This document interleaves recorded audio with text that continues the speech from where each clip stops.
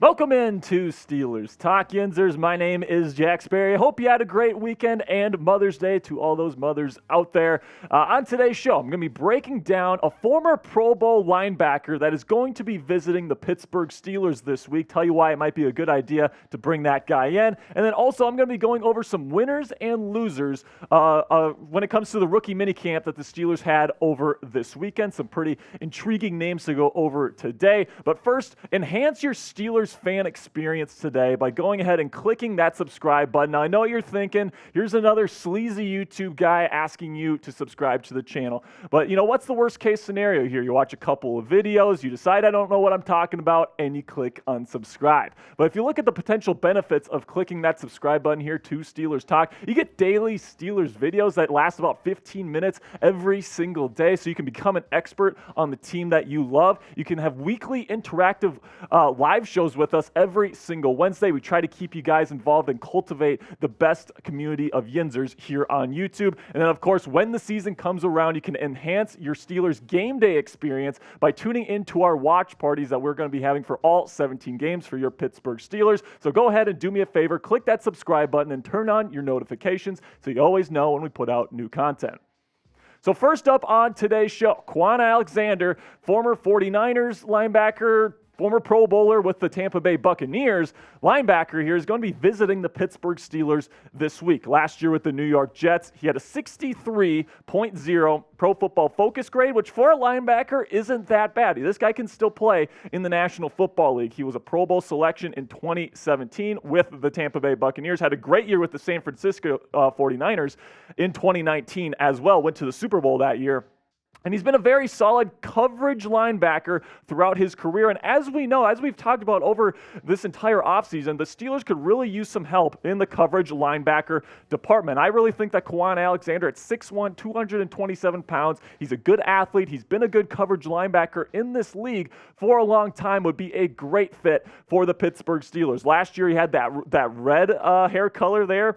I think he would probably change that to yellow, and personally, I think that'd be pretty darn sweet. I would love to see Kwon Alexander in the black and gold. Right now, the inside linebacker room for the Pittsburgh Steelers, you got Cole Holcomb and Landon Roberts that you bring in free agency. Pretty solid players. And if the Steelers went into training camp with these two guys as their starters, I would be okay with that. Same thing with Mark Robinson, kind of an undersized guy, but he's a thumper. Really hoping that he takes that next step here in his sophomore season. But adding Kwon Alexander here would definitely bring another veteran presence in here, and he would give something a little bit different than what Cole Holcomb and Landon Roberts does well, right? Those guys are more blitzing, more aggressive type linebackers. Kwon Alexander is somebody that's been one of the better coverage linebackers in the National Football League for a long time. So let me know in the comment section, should the Steelers sign Kwon Alexander an NFL free agency? Type yes or type no. This is going to be the pinned comment on today's show. So whenever you get an ad break here, it's just the way YouTube works, guys. Take advantage of that time by going to the comment section, finding that pinned comment. It'll be that first one right at the top of the comment section, and answer today's question. So over the weekend, the Steelers had their rookie minicamp, and of course we got to see Broderick Jones, Joey Porter Jr., Darnell Washington, Keeanu Benton, and the like had their first action in black and gold over the weekend. But I'm going to give you guys some winners and losers of guys that kind of needed to play well, and whether they played well or didn't play well. I'm going to be telling you who's the buzz going around Steelers camp right now. Let's start with the losers. Number one, Hakeem Butler, simply because he was not there. He played in the XFL this year. Many people expected him to be at rookie minicamp, but at the end of the day, since he played in the XFL, he couldn't be at Steelers rookie minicamp. The reports are saying that the Steelers are still going to be bringing him in. They have not signed him. I want to make that absolutely clear. They have not signed him to a contract yet, but he is coming in for a workout during OTAs, trying to make the team. He did not participate in rookie minicamp, like I said, because he just didn't have, or what I should say is that he played in the XFL, and XFL players weren't allowed to participate in rookie minicamp. This is what Noah Strackbein from Sports Illustrated had to say about Hakeem Butler's situation. Because Butler played in the XFL this past season, he cannot join an NFL team until late May. Therefore, despite being eligible for rookie minicamp, he will not begin practicing until the next offseason phase, which of course is OTAs. So Hakeem Butler, somebody coming out, lots of people thought he could be kind of a diamond in the rough. 6'5", 227 pounds, big dude, right? And he's also pretty darn fast. He's a great athlete. And in the XFL this year, he actually played really, really well with over 50 receptions. Almost 600 yards in 10 games played, and of course that 8 touchdown number. This guy can be a real red zone threat if he thrives. He's definitely going to get another shot here. It looks like he's going to get a shot to make the Steelers roster, and I think he could be on the team here once the Steelers hit training camp. So I think that this is, although I'm putting him as a loser here because he didn't play in rookie minicamp. I think overall he could be a winner here because if the Steelers are bringing him into OTAs, I think that's already bringing him one step closer to signing a contract and being on the Steelers roster once training camp comes around. I'm really excited to see what he's going to be able to do over this offseason period. He's one of the more intriguing stories in the Steel City this offseason. So if you want a brand new Steelers jersey, there isn't a player more popular right now than Joey Porter Jr., right? His jersey is selling out all over the country, but we still have a couple more of his officially licensed 24 Steelers jerseys on the Chat Sports website. You can go chatsports.com/Joey Porter Jr. to get your Joey Porter Jr. Steelers jersey today. I know that these things are selling out all over the place. People really, really enjoy Joey Porter Jr. They think that this reunion here with the Porter family is something really, really special, and they think he's going to be a great lockdown cornerback for the Steelers to come. So if you want to get his jersey today, you can go chatsports.com/Joey Porter Jr. Number 2 loser from rookie minicamp for the Steelers is quarterback Hunter Johnson. Now, he was undrafted this year, coming out of the University of Clemson. Didn't have a whole bunch of playing experience there in college, but, he was somebody that was a very highly recruited player coming out of high school, and he's got the physical tools that you look for. He really does, but he came into camp, and really most of the buzz this week was around Tanner Morgan and Bryce Perkins. So it seems like Hunter Johnson may not be getting a contract here with the Pittsburgh Steelers, despite some hype coming into rookie minicamp. So he's one of my losers on my list. Then number 3, I have Chidi Okeke. It's not Okokie, it's Okeke. That's my bad there. He is somebody that has bounced around the NFL over the years. He's not a rookie, but he's somebody that has played in the USFL, and he's somebody that was one of the best tackles in the USFL. He got a tryout this year with the Pittsburgh Steelers to come in and, kind of prove himself in camp. And there just wasn't a whole lot of buzz around Okeke this week. I expected to hear more from him about how well he was doing. I didn't really hear a whole bunch, despite hearing a lot about him going into camp. So that tells me he didn't have a great overall weekend. But I guess we'll have to see where he ends up here. And then we got Nick Boyle, who the Steelers brought in as a long snapper. There's a couple stories that came out about that. Of course, Nick Boyle has been a tight end in this league for quite a while with the Baltimore Ravens, has played against the Steelers quite a bit in his career. The Steelers brought him in. They're working him out at long snapper. Haven't really heard much about the long snapper position when it comes to Nick Boyle, or as much as I thought I would coming out of the weekend. I really thought that they would do more stuff with the punters. According to the reports, the Steelers really didn't do much with the special teams unit this weekend. So it looks like Nick Boyle kind of got put out to dry a little bit. I guess we'll see if he gets a contract here with the Pittsburgh Steelers. Now let's move on to the winners, where there's a couple players that, there's some hype coming into camp, and they lived up to that hype, but also some players that were kind of lesser known that kind of showed out a bit during the workouts here over the last weekend. You start with the guy that got signed, right? Alfonso Graham, running back, and he's an undrafted free agent. The Steelers signed him on Sunday. Now, Alfonso Graham, somebody that's pretty small, 5'9", right? He's somebody that's going to be coming in. He's coming in from a historically black college, and he's somebody that is going to be a real shifty receiver. The level of competition in college wasn't all that great, but based on what I've seen from his film, he has a real great feel for getting in between the tackles, really doing a good job, has a really good feel for the game.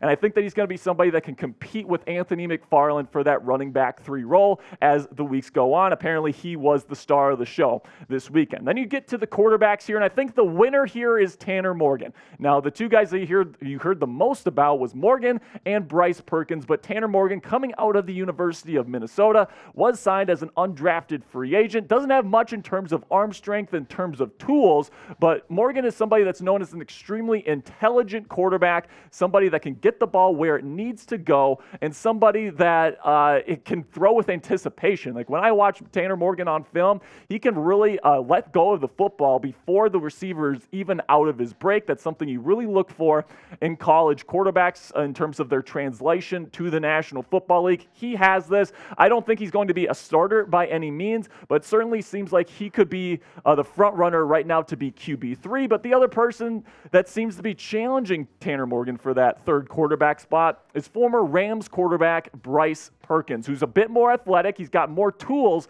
than Tanner Morgan, but it's really going to come down to which guy masters the offense and which guy is able to really develop the most here over the next couple of months leading into the 2023 NFL season. Perkins has a little bit of experience in the National Football League, but it's not great experience, less than 60% completion percentage over his career. So let me know, which guy would you rather have as the third quarterback of your Pittsburgh Steelers? If you'd rather have Tanner Morgan, type TM in the comment section, or if you'd rather go with Bryce Perkins, type BP in the comment section. So to me, it looks like Tanner Morgan is probably going to be the QB3 at this point. It's still possible they bring in another guy. It's still possible that another team releases a quarterback like a Malik Willis and they bring in someone like that. But if they decide to go with somebody in-house, the reports that I'm hearing is that Tanner Morgan looked the best out of all the quarterbacks in-house this weekend, and right now he is the favorite to be the third quarterback on the Steelers roster. Number 3 winner for the Steelers, Mike Panasiuk, center. Played in, and he's somebody that is kind of traveled around. He started his career with the Panthers, and he's somebody that, just look at that head, man. He's got the long beard, the shaved head. This guy has Yinzer written all over him. Apparently, he did a really, really good job this week calling out the protections. He seems to really be picking up the playbook well, and he seems to be a good leader in the huddle. So that's something that the Steelers really do cherish, and it looks like that he has a potential. He has the potential to get a contract here over the next couple of days to prove that he can make the 53-man roster. Then you get to Orion Vance, inside linebacker, formerly with the Iowa State Cyclones, and this is somebody that's a physically imposing linebacker. Now, there's a reason why he went undrafted, right, guys? He's not good in coverage, particularly when it comes to technique. He's not particularly good in run coverage. He misses a lot of tackles, but he's very, very big. He is athletic, and according to reports, he did very well in the coverage drills during rookie minicamp, and that's why many Steelers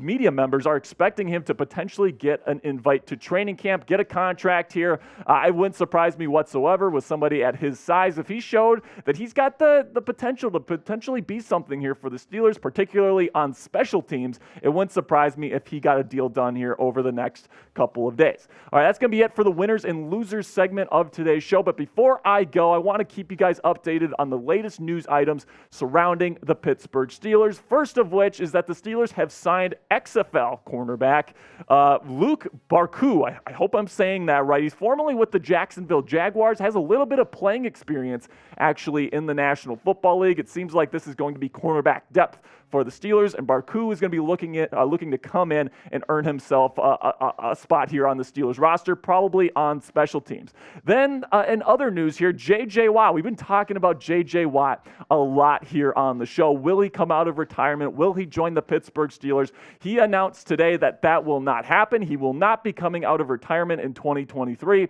to play for the Pittsburgh Steelers, which is kind of a bummer. And then speaking of bummers, the Cleveland Browns got better over the weekend as they traded for edge rusher Zadarius Smith from the Minnesota Vikings. Now, Smith definitely had an off year last year. He kind of had a fast start. I think he won Defensive Player of the Month for the first month of the season because I think he had like a 3-sack game or something like that. So he's going to be heading to the Browns here. And, you put him on the other side of Myles Garrett, and that's a pretty darn good edge rushing duo, if I do say so myself. But at the end of the day, F the Clowns, F the Browns. The Steelers are still the kings of the AFC North. That's going to do it for today's show, guys. I really appreciate all the real ones that made it to the end of today's video. And if you are a real one, make sure you identify yourselves in the comment section by typing real one in all caps. Thank you guys so much for your support. I will see you guys later. And as always, here we go, Steelers.